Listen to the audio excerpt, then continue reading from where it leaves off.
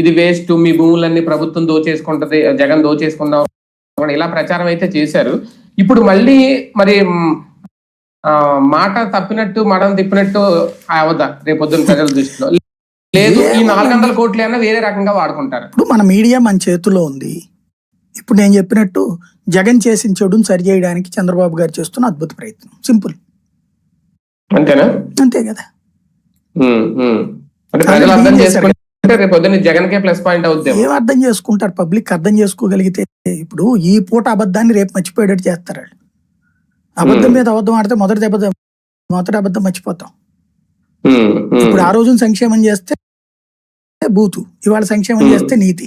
ఆ రోజున అప్పు చేస్తే బూతు, ఈ రోజు అప్పు చేస్తే నీతి. విచిత్రం అట్లా ఉంటది మన రాష్ట్రంలో.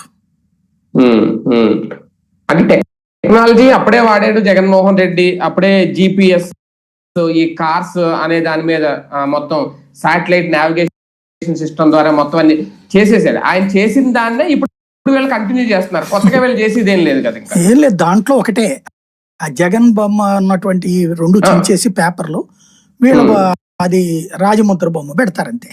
అంటే దీని మీద QR కోడ్ కూడా అప్పుడే పెట్టారంటే 4 ఏళ్ల క్రితమే. మొత్తం అదేమి జగన్ సొంత ప్యాటర్న్, వదిలేద్దాం, సెంట్రల్ ప్యాటర్న్ అది.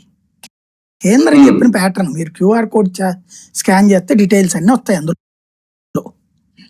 ఇంకోటి డిజిటల్ లో మీరు ఆన్లైన్ లో ఇప్పుడు మీరు దాని పేరేంటిది గూగుల్ మ్యాప్ చూస్తారు.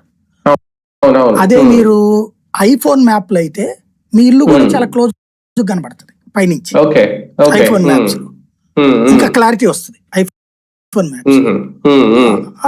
ఈ గూగుల్ మ్యాప్ లో కూడా కొంత ఇప్పుడు అప్డేటెడ్ వచ్చినాయి. అదే ఇంకోటి ఏదో యాప్ ఉంది, దాంట్లో అయితే మీ ఇంటి దగ్గర ముందు మనిషి నుంచి ఉన్నది కూడా కనబడుతుంది. అట్లాంటి ఇవి కూడా ఉన్నాయి టెక్నాలజీ, శాటిలైట్ ఫోటోస్. అవి చెయ్యాలని కేంద్రం అంటే ఏం లేదు. ఇప్పుడు మీరు అసలు నేను చెప్తున్నాను కదా, విదేశాలలో భూ గొడవే ఉండదండి. ఒకసారి కొంటే మీ ఇల్లు మీదకి అంతే.